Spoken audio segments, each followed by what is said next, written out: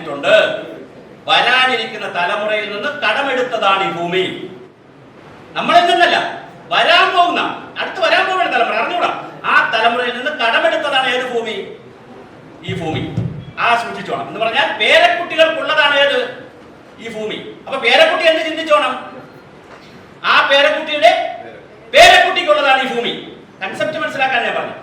Engels പറഞ്ഞു, കുറച്ചുകൂടെ കടത്തി പറഞ്ഞതാണ്. ഏംഗൽസ് പറഞ്ഞു, പ്രകൃതിയിൽ നമ്മളൊരു പണി ചെയ്താൽ, ഒരു കാര്യം ചെയ്തു പ്രകൃതി, ഞാനിപ്പോ സംസാരിക്കുന്നത് ഒരു കാര്യം ചെയ്യാണ്, അല്ലെങ്കിൽ ഞാനൊരു കത്തിച്ചു, എന്തെങ്കിലും ഒരു കാര്യം ഞാൻ പ്രകൃതി ചെയ്താൽ പ്രകൃതി തിരിച്ചെന്ത് ചെയ്യും?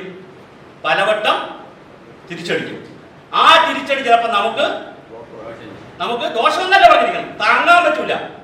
സുനാമി, ഉരുൾപൊട്ടൽ, പ്രളയം, നമ്മൾ പ്രകൃതിയോട് ഇടപെടുമ്പോൾ സൂക്ഷിച്ചില്ലെങ്കിൽ പ്രകൃതി തിരിച്ചടിച്ചാൽ എന്ത് പറ്റും? നമുക്ക് ചിലപ്പോ താങ്ങാൻ പറ്റൂല തലമുറകൾക്ക്. ഇതാണ് ഏംഗൽസ് പറഞ്ഞത്. ശ്രീനാരായണ ഗുരുദേവൻ വിശ്വസിക്കുന്നവരുണ്ടെങ്കിൽ ഗുരുദേവൻ പറഞ്ഞതാണ്, മഴ അമൃത പോലെ സുന്ദരമാണ്, അത് ഉപയോഗിക്കണം. വെണ്ണ പോലെ ഉപയോഗിക്കണം വെള്ളം. നിങ്ങൾക്ക് ഇത് എടുത്തോളൂ, ഖുർആൻ എടുത്തോളൂ, ഏത് വിശ്വാസ പ്രമാണം എടുത്തോളൂ. ആ വിശ്വാസ പ്രമാണങ്ങളിൽ, തത്വശാസ്ത്രങ്ങളിൽ ബുദ്ധൻ വളരെ വലിയ തോതിലാണ് ഈ പ്രകൃതിയെ കുറിച്ച് പറഞ്ഞിട്ടുള്ളത്. പ്രകൃതിയെ കുറിച്ച് പറയാത്ത തത്വശാസ്ത്രവുമില്ല. അത് പറയാനാണ് ഞാൻ ഉദ്ദേശിച്ചു. എല്ലാവരും ഈ തത്വശാസ്ത്രങ്ങൾ പറഞ്ഞിരിക്കുന്നത്. അപ്പൊ നമുക്ക് ഇഷ്ടപ്പെട്ട ആൾ പറയുമ്പോൾ, എന്റെ മോള് പാടുമ്പോഴല്ലേ എനിക്ക് കൂടുതൽ സന്തോഷം വരുന്നത്. അന്യന്റെ മോള് പാടുമ്പോൾ നമ്മൾ കൈയടിക്കും. പക്ഷെ എന്റെ മോള് പാടുമ്പോ എനിക്ക് എന്ത് വരും? കൂടുതൽ സന്തോഷം വരും. ഇല്ല സാർ, വരും. അതാണ് എൻ്റെ ഒരു മാനസിക വികാരം. ആർക്കത്തിലാണ് ഞാൻ പറഞ്ഞു പാടാം, അല്ല നമ്മൾ തർക്കത്തിനല്ല.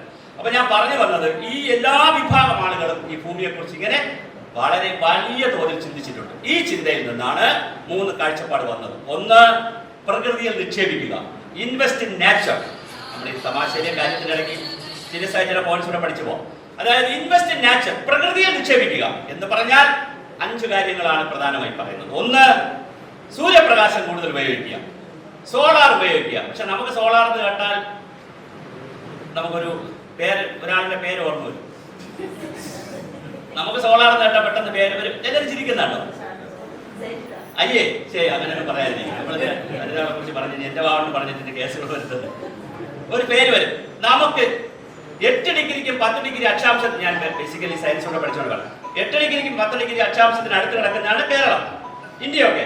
അപ്പൊ നല്ല സൂര്യപ്രകാശമുണ്ട്. ഒരു വർഷത്തിൽ 120 ദിവസം സൂര്യപ്രകാശമുണ്ട്, നല്ല സൂര്യപ്രകാശമുണ്ട്. പക്ഷെ നമുക്ക് സോളാർ അത്ര എന്ത് ചെയ്യാൻ പറ്റിയിട്ടില്ല, പ്രയോജനപ്പെടുത്താൻ പറ്റിയിട്ടില്ല. ഇന്ത്യക്കും പറ്റിയിട്ടില്ല. ഇന്ത്യ വളരെ ഫാസ്റ്റ് ആയിട്ട് വരുന്ന സോളാറാണ്, പക്ഷെ എങ്കിലും ഇനിയും ഒരുപാട് പ്രയോജനപ്പെടുത്തിയിട്ടുണ്ട്. അപ്പൊ സോളാർ എനർജി എങ്ങനെ പ്രയോജനപ്പെടുത്തും? ഈ ഹരിതത്തിൽ വരുന്ന ഒരു സാധനമാണ്. അവിടെ ഞാൻ പറഞ്ഞത് ഇൻവെസ്റ്റ് ഇൻ സോളാർ ഒരു കൺസെപ്റ്റാണ്.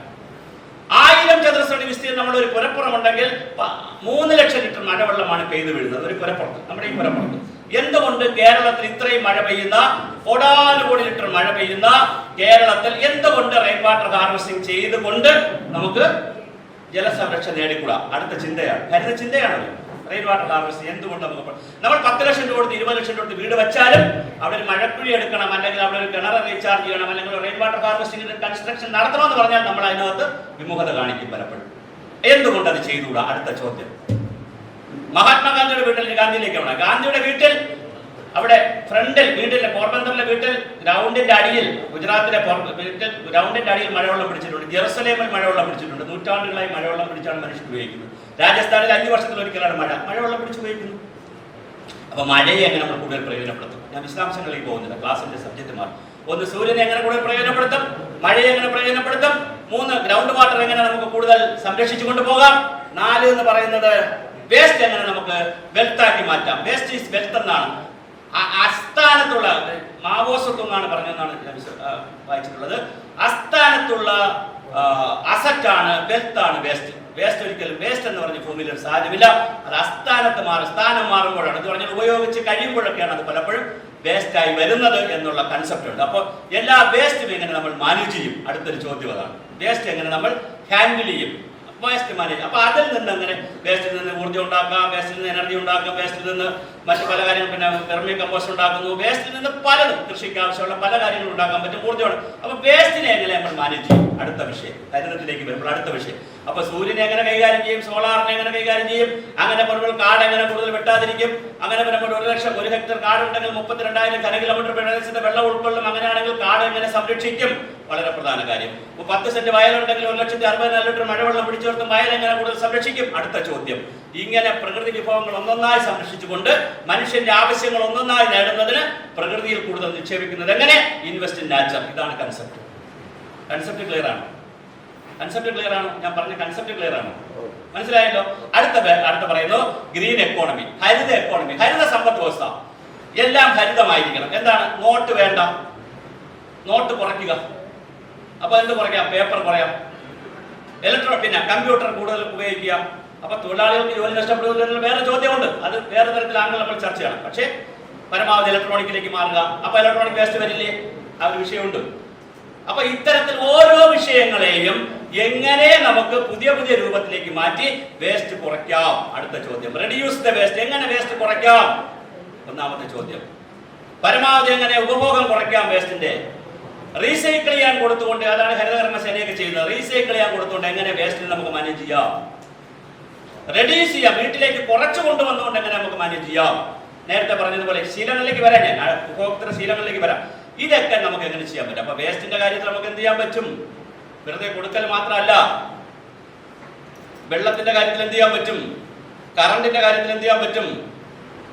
അതുപോലെ തന്നെ കെട്ടിടം നിർമ്മിക്കുമ്പോൾ നമുക്ക് ഏത് തരത്തിലുള്ള കെട്ടിടം വേണം? അടുത്ത ചോദ്യമുണ്ട്. ഇപ്പൊ ഞാൻ വീട് വെച്ചിരിക്കുന്നത് ഹാബിറ്റാറ്റ് ശങ്കറാണ് എനിക്ക് വീട് വെച്ചിരിക്കുന്നത്. അപ്പൊ അതുകൊണ്ട് തന്നെ മൊത്തം വീട് വയ്ക്കുന്ന സിമെന്റിന്റെ 40% കുറച്ച് സിമെന്റ് എനിക്കായിട്ടുള്ളൂ, മണൽ 40% കുറച്ചേ ആയിട്ടുള്ളൂ, ലേബർ കോസ്റ്റ് 40% കുറച്ചേ ആയിട്ടുള്ളൂ, പുറത്തൊന്നും പൂശിയിട്ടില്ല. ഞാൻ എൻ്റെ വീട് പറയുന്നതല്ല, ബീഹാർ പറയുന്നതല്ല, ഞാൻ ഉദാഹരണം പറഞ്ഞത്. അതുപോലെ ഒരുപാട് വീട് വെച്ചിട്ടുണ്ട്. അപ്പോൾ അടുക്കളയില്ല, അടുക്കളയ്ക്കും ഹാളിനും തമ്മിൽ മറവില്ല. ഫ്രണ്ടിലത്തെ ജനലുകൾക്ക് മാത്രമേ തടിയുള്ളൂ, ബാക്കി സ്റ്റീലാണ് ഉപയോഗിച്ചിരിക്കുന്നത്. സ്റ്റെയർ കേസ് സ്റ്റീലാണ്. ഇങ്ങനെ ബിൽഡിംഗ് മെറ്റീരിയലുകളിൽ ഒരുപാട് പിടിച്ചിട്ടുണ്ട്. 25 ലക്ഷം രൂപയ്ക്ക് വെക്കേണ്ട വീട് 12 ലക്ഷം രൂപയ്ക്ക് വെച്ചു. പണ്ടാണ് 12 ലക്ഷം രൂപയ്ക്ക് വെച്ചു. 25 ലക്ഷം രൂപ ആയിരിക്കില്ല വെക്കേണ്ട വീടാണ് നോർമലായി ഒരു ചെയ്താൽ.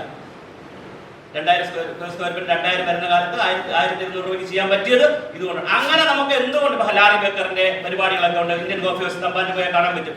അങ്ങനെ കെട്ടിട നിർമ്മാണ രീതിയിൽ എങ്ങനെ ഒരു ഹരിത രീതി കൊണ്ടുവരാം, അടുത്ത ചിന്തയാണ് ഞാൻ പറഞ്ഞത്. ഒരുപാട് ഘട്ടം ഇപ്പൊ CDS ഒക്കെ നോക്കിയാൽ അങ്ങനെ വെച്ചിട്ടുണ്ട്. അതെങ്ങനെ നമുക്ക് കൊണ്ടുവരാൻ പറ്റും? റോഡ് നിർമ്മാണത്തിൽ എങ്ങനെയാണ് നമുക്ക് ഹരിത പരിപാടി കൊണ്ടുവരാൻ കഴിയുന്നത്? ഇങ്ങനെ ഇൻഫ്രാസ്ട്രക്ചറിലേക്ക് നമുക്ക് ഹരിത. ഞാനൊരു സ്കൂൾ കാണാൻ പോയി, സെന്റ് ആന്റണീസ് സ്കൂള്, കിഴക്കമ്പലം, അതായത് 2020 പഞ്ചായത്തിൽ. അവരുടെ സ്കൂളല്ല, ഒരു ക്രിസ്ത്യൻ മാനേജ്മെന്റ് സ്കൂളാണ്. അവിടെ ഞാൻ പ്രസംഗിക്കാൻ പോയി. അവിടുത്തെ അച്ഛൻ ഒരു പൊളി അച്ഛനാണ്, നല്ലൊരു സൂപ്പർ പിതാവാണ്. ആ സ്കൂളിലെ എല്ലാ ക്ലാസ്സും ഗ്രീനാണ്. ക്ലാസ്, ജനലിലൊക്കെ നല്ല ചെടി പിടിപ്പിച്ചിട്ടുണ്ട്, ഇൻഡോർ പ്ലാന്റ് വെച്ചുപിടിച്ചിട്ടുണ്ട്. എന്ന് പറഞ്ഞാൽ കംപ്ലീറ്റ് ഗ്രീനാണ്. എവിടെ തിരിഞ്ഞു നോക്കിയാലും ഗ്രീൻ. അങ്ങനെ സ്കൂൾ വെക്കാം കേരളത്തിൽ. അവർക്ക് വലിയ ഇന്റർനാഷണൽ അവാർഡ്, ഇതിന്റെ അവാർഡ് കിട്ടിയിട്ടുണ്ട്. പക്ഷെ അച്ഛൻ്റെ ഒരു വട്ടത്തരം കൂടെ ഉണ്ട് അതിനകത്ത്. സ്കൂളിനകത്ത് കോഴി വളർത്തുന്നു, ആട് വളർത്തുന്നു, പശു വളർത്തുന്നു, കുതിരയെ വളർത്തുന്നു, എല്ലാം ഉണ്ട്. സ്വിമ്മിംഗ് പൂളുണ്ട്, എല്ലാം ഉണ്ട്. കുട്ടികൾ ഇതിലായിട്ട് രാവിലെ വന്നാൽ കുതിരയായിട്ട് ഇടപെടണം, സ്വിമ്മിംഗ് പൂളിൽ പോകണം, കോഴി മുട്ട എടുക്കണം, എല്ലാ പരിപാടിയുണ്ട്. CBSE സ്കൂളാണ്. പക്ഷെ ഞാൻ പറഞ്ഞത് അങ്ങനത്തെ സ്കൂളുകളും ഉണ്ട് CBSE സ്കൂളായിട്ട്. അപ്പോൾ എങ്ങനെ നമുക്കൊരു ക്യാമ്പസിനെ ഹരിതത്തിലേക്ക് കൊണ്ടുപോകാം? നമ്മുടെ വീടായാൽ നാടായാൽ എങ്ങനെ ഹരിതത്തിലേക്ക് കൊണ്ടുപോകാം? റോഡ് എങ്ങനെ ഇതെല്ലാം ഇങ്ങനെ ഇൻഫ്രാസ്ട്രക്ചർ വൈസ് നമുക്ക് അങ്ങനെ ഒരു ഹരിതത്തിലേക്ക് പോകാം എന്നൊരു ചിന്ത കിടക്കും.